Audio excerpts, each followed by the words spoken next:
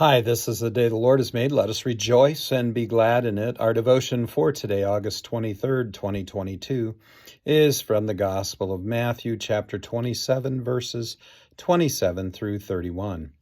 Then the soldiers of the governor took Jesus into the governor's headquarters, and they gathered the whole battalion before him, and they stripped him and put a scarlet robe on him. And twisting together a crown of thorns, they put it on his head and put a reed in his right hand. And kneeling before him, they mocked him, saying, "Hail, King of the Jews!" And they spit on him, and they took a reed and struck him on the head. And when they had mocked him, and they stripped him of his robe, they put on his own clothes and led him away to be crucified. When is it okay to humiliate and mock someone else?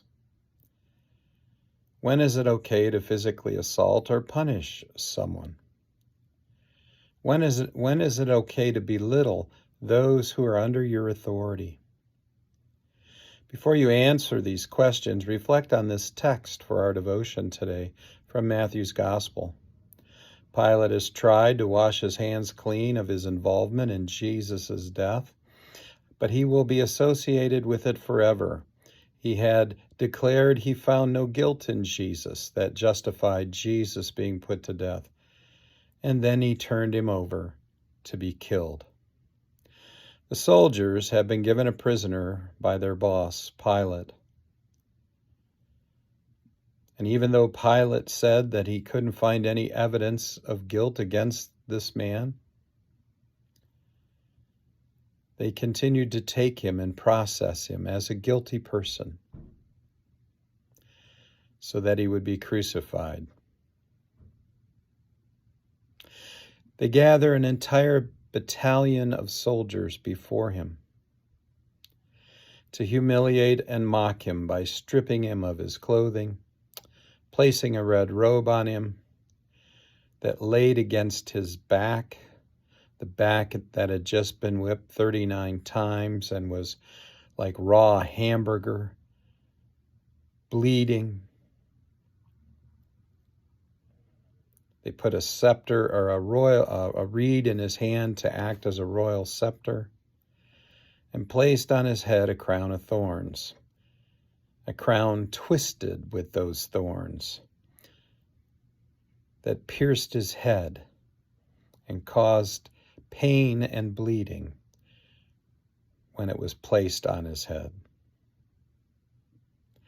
But that's not all they did. Then they kneeled before him in mock worship. They spit on him. They hit him on the head, driving those thorns even deeper. They ripped off his robe where the blood had begun to congeal, reopening all the wounds, like tearing a scab off, causing his back to bleed again. And then they put his own clothes on him and led him away to be crucified.